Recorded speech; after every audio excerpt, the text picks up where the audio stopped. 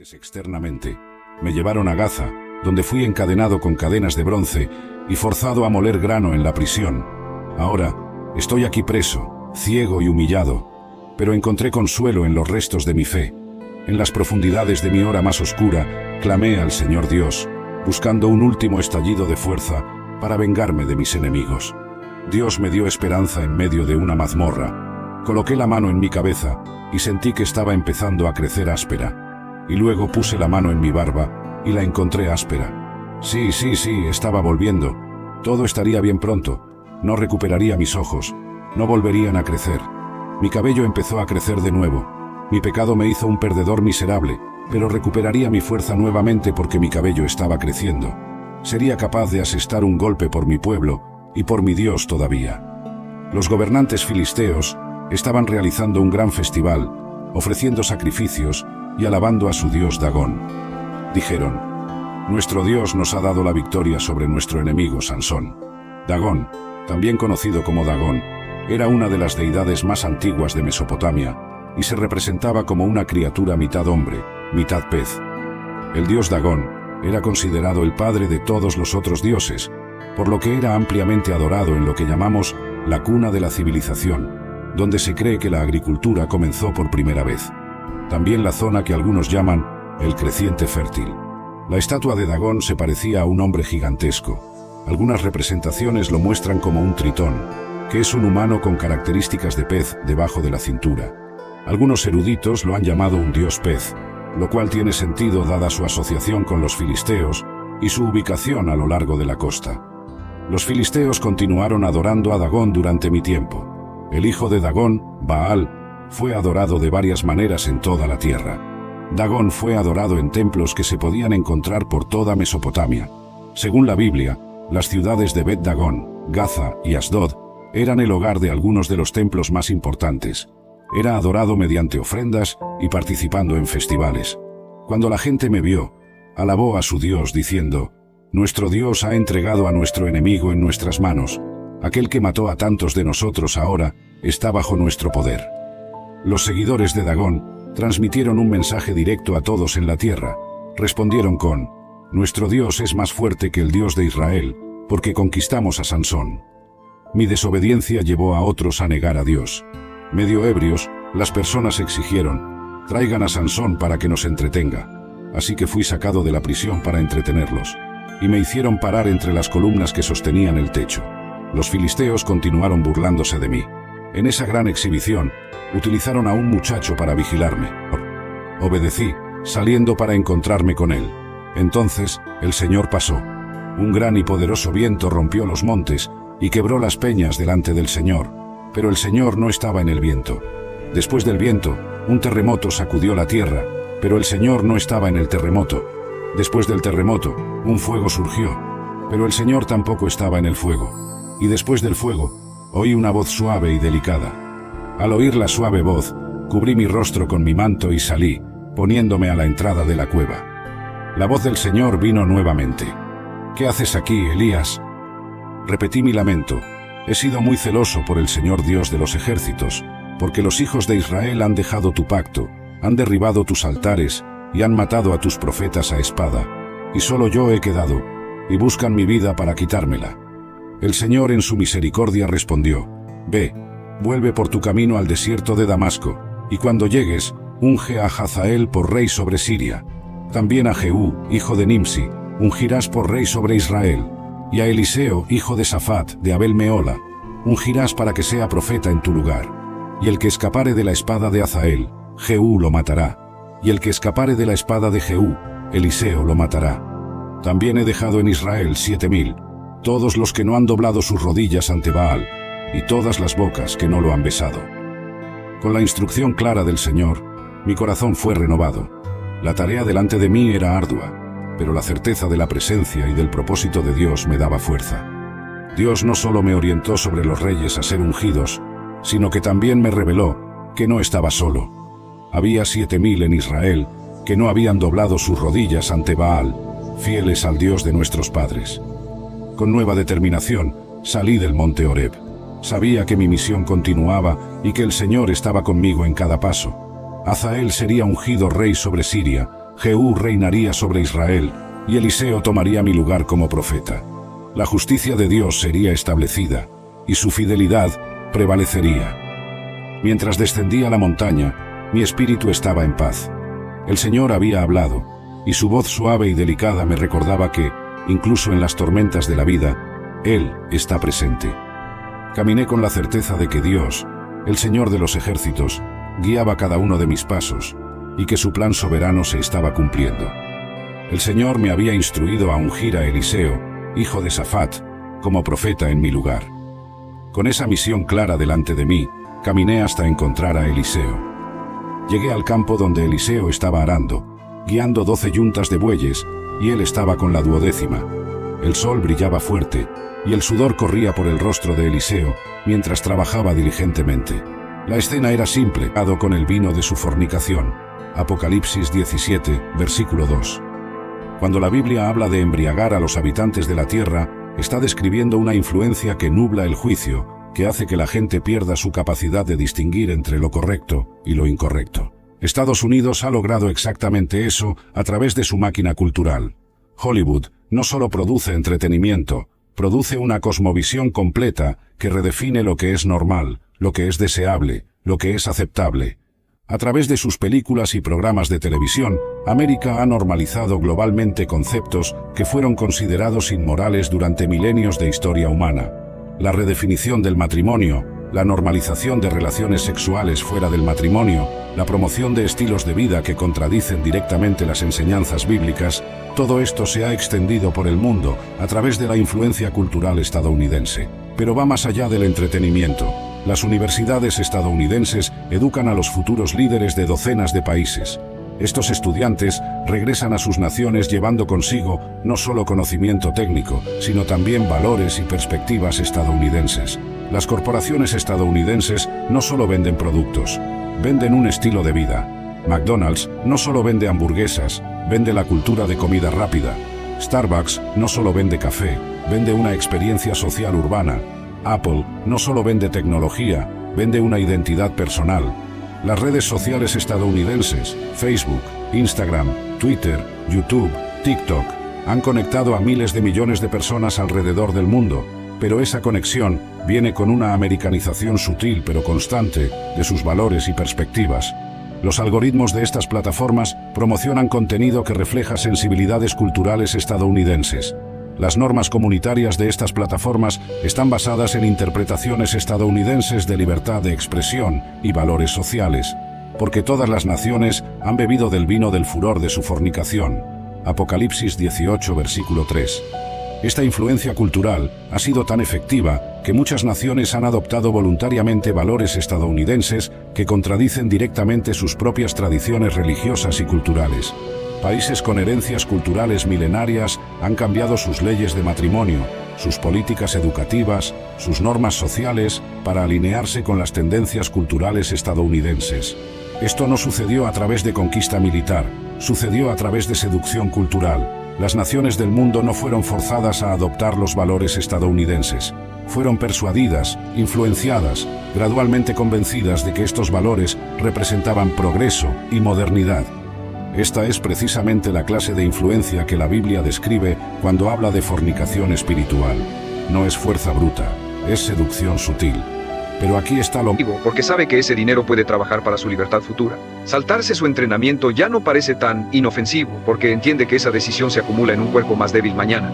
Rendirse en un proyecto ya no parece tan cómodo porque ve claramente cómo lo aleja del futuro que desea. Esta conciencia constante es lo que convierte la disciplina en hábito. Otro principio esencial es aprender a tolerar la demora de la recompensa. Un agricultor no planta hoy para cosechar mañana. Planta con la certeza de que el fruto llegará después de tiempo, esfuerzo y paciencia. Así debe ser su mentalidad con los hábitos. Cuando lee todos los días no verá un cambio inmediato, pero con los años será un hombre con una mente afilada y una visión amplia. Cuando ahorra e invierte, no verá riqueza instantánea, pero con el tiempo alcanzará la libertad que otros solo sueñan.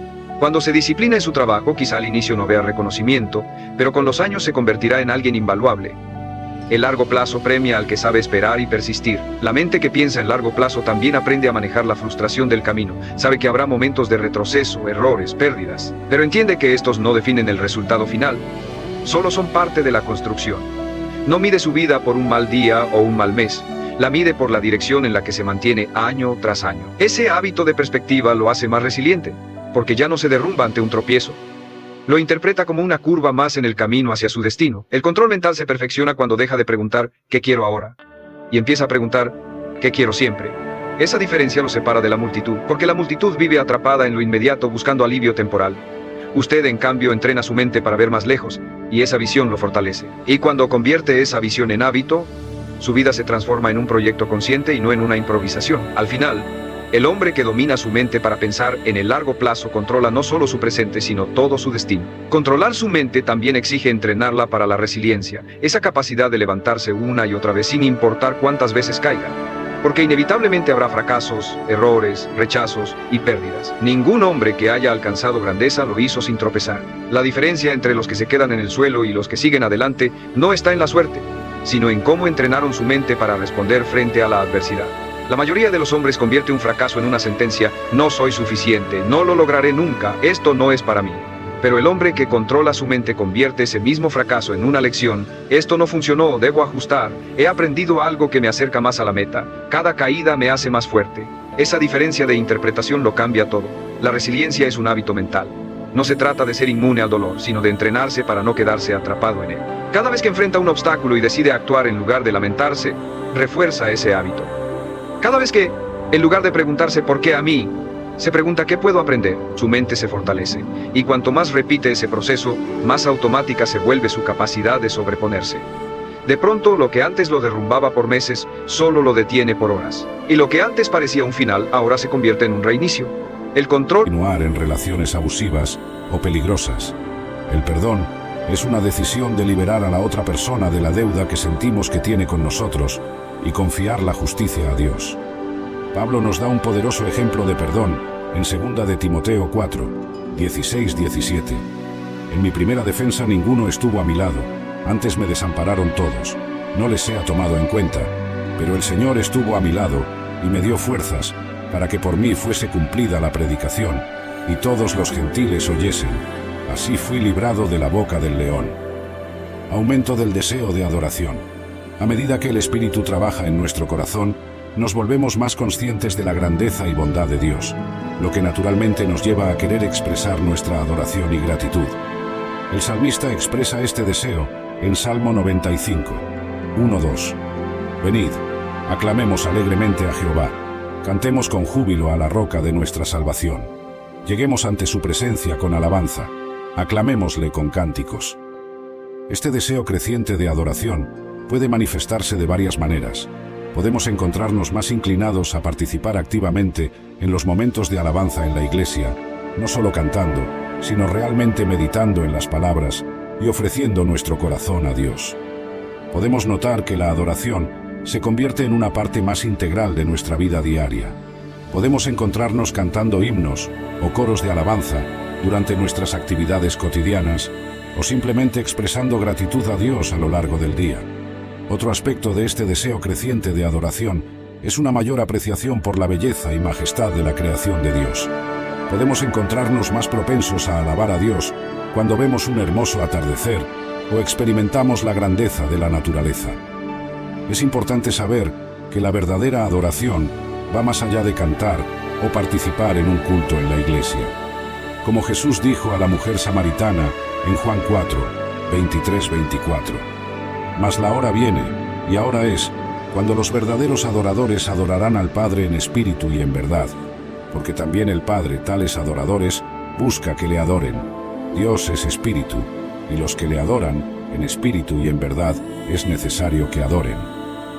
Pablo también nos recuerda en Romanos 12, que ofrecer nuestros cuerpos como sacrificio vivo es nuestro culto racional.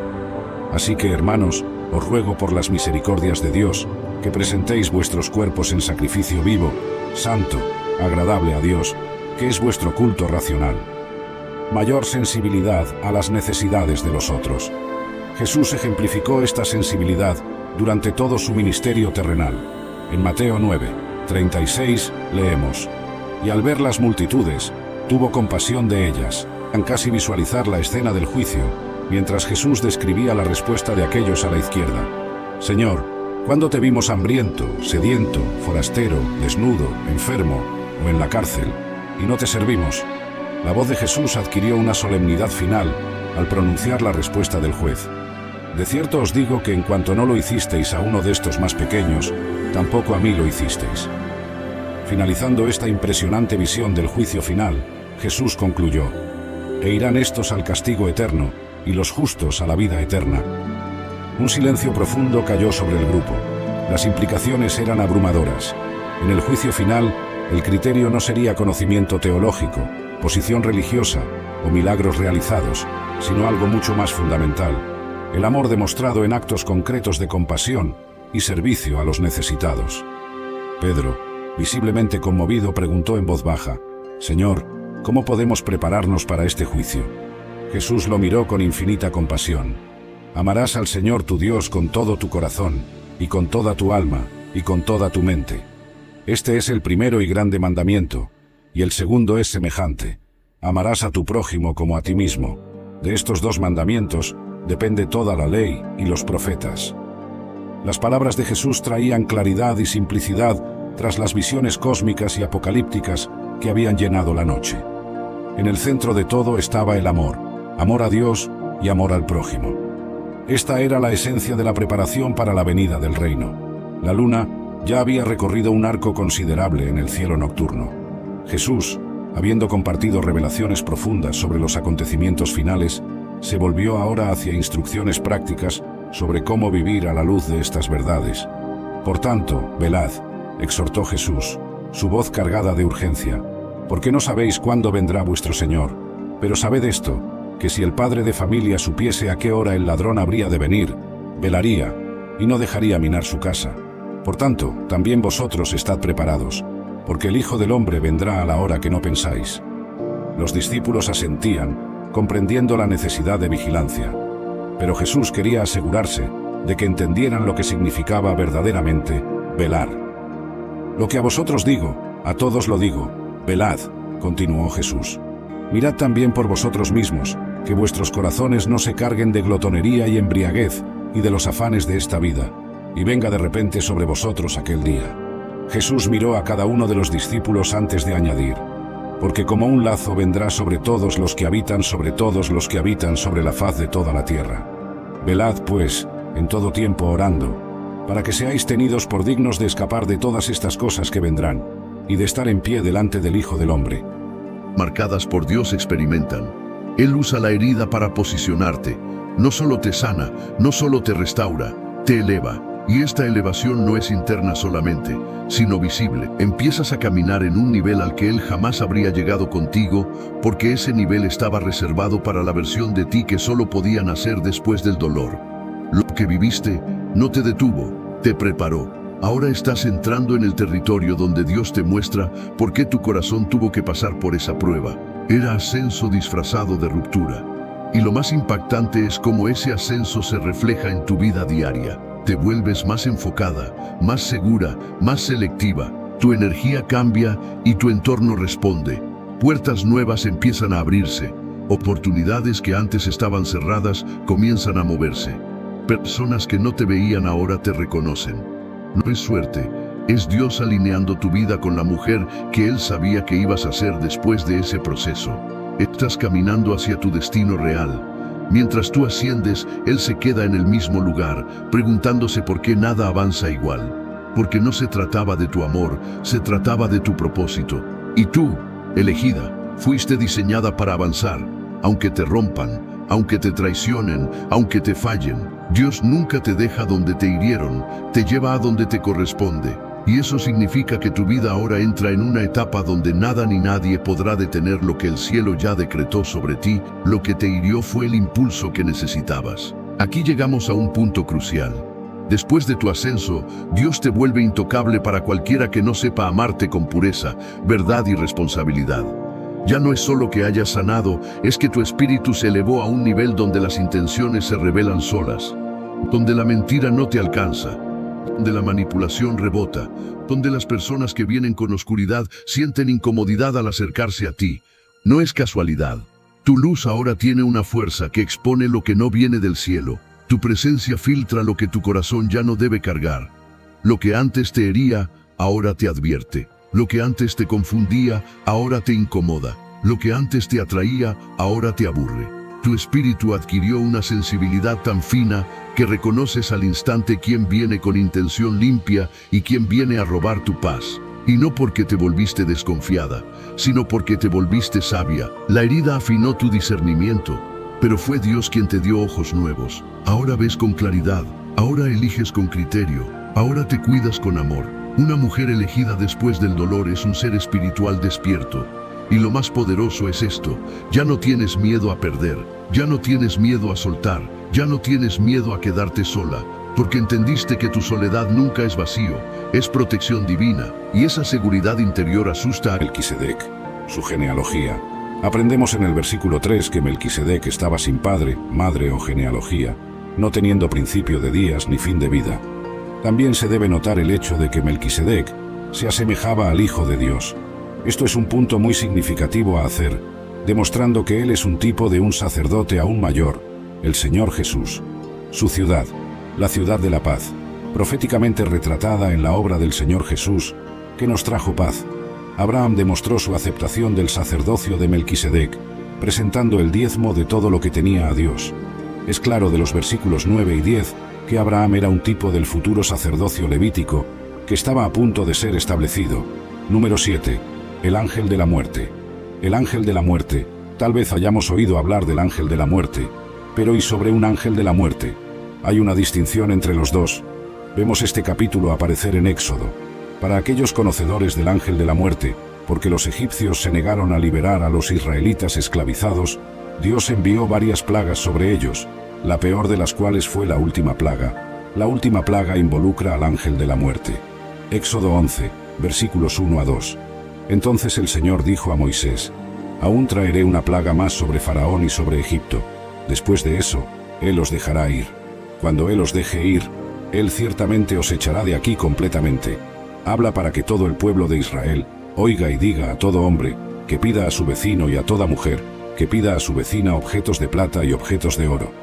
Moisés regresó a las cámaras reales para una última entrevista con el rey. Éxodo 11, versículos 4 a 5. Entonces Moisés dijo: así dice el Señor, a la medianoche saldré por en medio de Egipto, y todo primogénito en la tierra de Egipto morirá, desde el primogénito del faraón, que se sienta en su trono, hasta el primogénito de la esclava que está detrás del molino, y todos los primogénitos del ganado también. Hubo guerras en el pasado, y habrá en el futuro. Egipto acababa de experimentar 9 plagas, y más desastres nacionales estaban en camino, pero nunca habría otra ola de luto como esta. Como en los desastres anteriores, la población hebrea sería perdonada. Habrá un éxodo. Yo visitaré Egipto, dijo Dios, esta noche.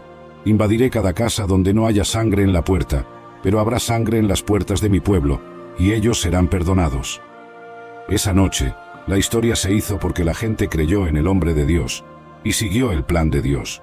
Como resultado, el Señor les dijo: Faraón se negó a cumplir, y como resultado, expuso a sí mismo y a su pueblo a la ira del Señor. La noche en que nadie durmió. Éxodo 12, versículos 29 a 30. Y sucedió que a la medianoche, el Señor hirió todo primogénito en la tierra de Egipto, desde el primogénito del faraón. Dios tiene un lugar preparado en el desierto para los que huyan cuando vean la señal. Un lugar donde serán sobrenaturalmente protegidos y sustentados durante los 3 años y medio de la gran tribulación. Pero solo los que reconozcan la señal y obedezcan la advertencia de Jesús llegarán a ese lugar de refugio. Los que duden, los que esperen, los que piensen que pueden manejar la situación por sí mismos, pueden perderse la oportunidad de escape que Dios ha preparado. El sistema de la bestia está tomando forma ante nuestros ojos. La tecnología está lista. Los precedentes legales se están estableciendo. La mentalidad pública se está preparando. Todo lo que falta es la activación final, y esa vendrá inmediatamente después de la abominación desoladora.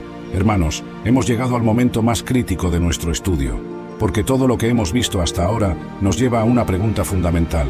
¿Cómo reconoceremos el momento exacto cuando debemos correr? Jesús nos dio señales específicas, no para que nos confundiéramos, sino para que supiéramos exactamente cuándo actuar. Y cuando esas señales aparezcan, no habrá tiempo para dudas ni para consultar con otros. Solo habrá tiempo para obedecer. Mateo capítulo 24, versículo 15 dice: Por tanto, cuando viereis en el lugar santo la abominación desoladora de que habló el profeta, Daniel, el que lee, entienda. Fíjense en esa frase, el que lee, entienda. Jesús está diciendo que los que estudien las Escrituras, los que conozcan las profecías, serán los únicos que reconocerán lo que está sucediendo cuando suceda. La mayoría del mundo no entenderá. Verán la entrada del anticristo al templo como algo positivo, como el cumplimiento de sus esperanzas. Pero los que conocen la palabra de Dios sabrán que es la señal para huir. Lucas capítulo 21 versículo 20 nos da una señal adicional. Pero cuando viereis a Jerusalén rodeada de ejércitos, sabed entonces que su destrucción ha llegado. ¿Se dan cuenta del patrón aquí? Jerusalén rodeada de ejércitos, la abominación desoladora en el templo, y luego la orden de huir. Todo sucede en secuencia rápida, y los que no estén prestando atención se perderán las señales. Jesús fue muy específico sobre cómo debemos responder. Entonces los que estén en Judea, huyan a los montes.